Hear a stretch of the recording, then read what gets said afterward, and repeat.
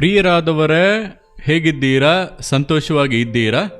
ಈ ಬೋಟಿನಲ್ಲಿ ಹೋಗುವಾಗ ಯೇಸು ಕ್ರಿಸ್ತನು ಗಲಿಲಾಯ ಸಮುದ್ರದಲ್ಲಿ ದೋಣಿಯಲ್ಲಿ ಪ್ರಯಾಣ ಮಾಡಿದರಲ್ಲ, ಪೇತ್ರನ ದೋಣಿಯಲ್ಲಿ. ಅದೇ ಜ್ಞಾಪಕ ಬರುತ್ತದೆ. ಶಿಷ್ಯರೊಟ್ಟಿಗೆ ಆತನು ಪ್ರಯಾಣ ಮಾಡಿ ಹೋದನು. ಆದರೆ ಅವರು ಸಮುದ್ರದೊಳಗೆ ಎಲ್ಲ ಹೋದರು, ನಾವು ತೀರದಲ್ಲೇ ಇದ್ದೇವೆ. ಒಂದು ಒಳ್ಳೆಯ ಮಧುರವಾದ ಅನುಭವ. ಈ ಅನುಭವದಲ್ಲಿ ದೇವರು ನಮ್ಮ ಸಂಗಡ ಇದ್ದಾರೆ ಎಂಬುದು ಇನ್ನೂ ಹೆಚ್ಚಿನ ಸಂತೋಷ. ಸತ್ಯವೇದದಲ್ಲಿ ಜ್ಞಾನೋಕ್ತಿಗಳು 3ನೇ ಅಧ್ಯಾಯ 6ನೇ ವಾಕ್ಯದಲ್ಲಿ ಈ ರೀತಿಯಾಗಿ ಹೇಳುತ್ತದೆ, ನಿನ್ನ ಎಲ್ಲ ನಡತೆಯಲ್ಲಿ ಆತನ ಚಿತ್ತಕ್ಕೆ ವಿಧೇಯನಾಗಿರು, ಆತನೇ ನಿನ್ನ ಮಾರ್ಗಗಳನ್ನು ಸರಾಗ ಮಾಡುವನು. ನಮ್ಮ ನಡವಳಿಕೆಯಲ್ಲಿ ಯೇಸುವನ್ನು ನೆನೆಸಬೇಕಂತ. ದೇವರೇ, ನೀವು ನನ್ನ ಸಂಗಡ ಇದ್ದೀರಿ, ನನ್ನ ಸಂಗಡ ಬರುತ್ತೀರಿ, ಸ್ತೋತ್ರ. ಯಾವಾಗಲೂ ನಮ್ಮ ನೆನಪಿನಲ್ಲಿ ಯೇಸು ಇರಬೇಕು. ಈಗ ನನ್ನನ್ನು ನೋಡಿರಿ, ಪ್ರಯಾಣ ಮಾಡಿದರೆ ಯೇಸುವೆ ನೀವು ನನ್ನ ಸಂಗಡ ಬರುವುದಕ್ಕಾಗಿ ಸ್ತೋತ್ರ ಎಂದು ಹೇಳುವೆ.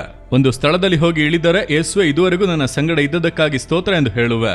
ಇನ್ನು ಪ್ರಯಾಣದಲ್ಲಿ ನನ್ನ ಸಂಗಡ ಇದ್ದು ನಡೆಸಿರಿ ದೇವರೇ ಎಂದು ಮನಸ್ಸಿನಲ್ಲಿ ಸ್ತೋತ್ರ ಮಾಡುವೆ.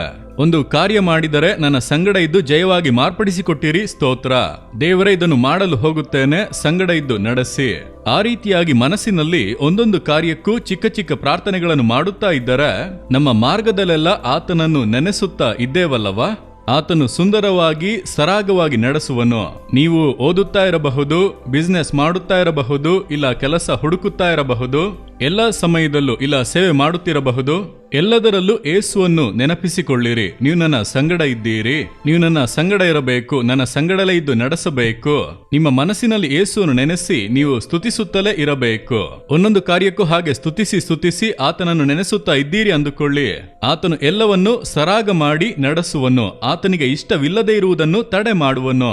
ಆತನೇ ಸರಾಗವಾಗಿ ಸುಂದರವಾಗಿ ನಡೆಸುವನು. ದೇವರು ನಿಮ್ಮನ್ನು ಹಾಗೆ ನಡೆಸಬೇಕೆಂದು ಬಯಸುತ್ತೀರಾ? ಹಾಗಾದ್ರೆ ಹೇಳಿರಿ, ದೇವರೇ, ನನ್ನ ಮಾರ್ಗದಲ್ಲಿ ಎಲ್ಲ ನಾನು ನಿಮ್ಮನ್ನು ನೆನೆಸುತ್ತೇನೆ.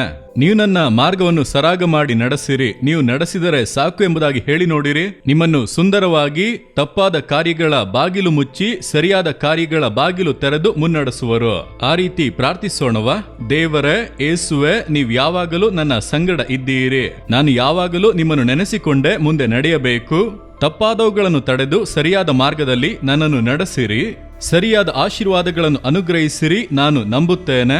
ಯೇಸುವಿನ ನಾಮದಲ್ಲಿ ಆ ಆಶೀರ್ವಾದಗಳನ್ನು ಹೊಂದಿಕೊಳ್ಳುತ್ತೇನೆ. ಆಮೇನ್, ಆಮೇನ್.